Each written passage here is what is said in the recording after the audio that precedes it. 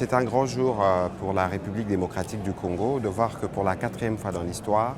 un de ses fils a été considéré comme un modèle mondial en termes d'intégrité et de lutte contre la corruption, dans un contexte où vous savez que la région où il opère est encore une région qui est en proie à la violence. Et donc vous avez vu que nous sommes une forte délégation gouvernementale parce que la ministre des Droits humains a porté le dossier en Conseil de ministres et le président de la République a estimé qu'il était essentiel pour nous de faire les déplacements de Rome à côté de sa communauté Sant'Egidio, mais aussi de tous les frères et fidèles catholiques pour assister à cette messe de béatification qui vient reconnaître un parcours, reconnaître un engagement. 26 ans, on aurait pu facilement céder au piège de la corruption. 26 ans, on aurait pu s'y préserver. Mais le choix qu'il avait fait de préserver la vie des autres en adoptant une posture ferme contre la corruption, je pense qu'aujourd'hui c'est un élément essentiel qui doit enseigner les jeunes, non pas seulement en République démocratique du Congo, mais aussi les jeunes à travers le monde. Et donc pour nous, en tant que compatriotes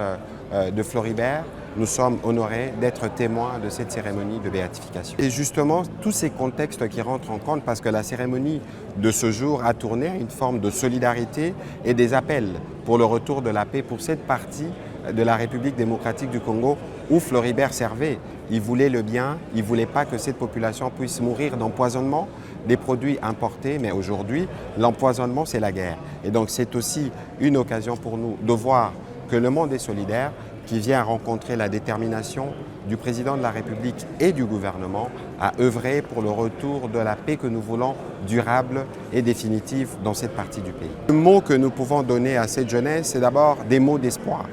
Des mots d'espoir en l'action que nous portons pour le retour de la paix, mais aussi des mots pour dire que voici un exemple, un modèle d'intégrité, un modèle d'engagement en faveur des autres, dans un monde qui est pratiquement en perdition. Je crois qu'aujourd'hui, les messages que nous pouvons passer à nos populations du Nord Kivu, à nos populations du Sud Kivu, mais aussi à toutes les populations de la République démocratique du Congo, c'est un message de voir qu'un jeune, comme le disait tout à l'heure un prêtre, peut être aussi un modèle d'inspiration, non pas seulement pour les jeunes, mais aussi pour de vieux.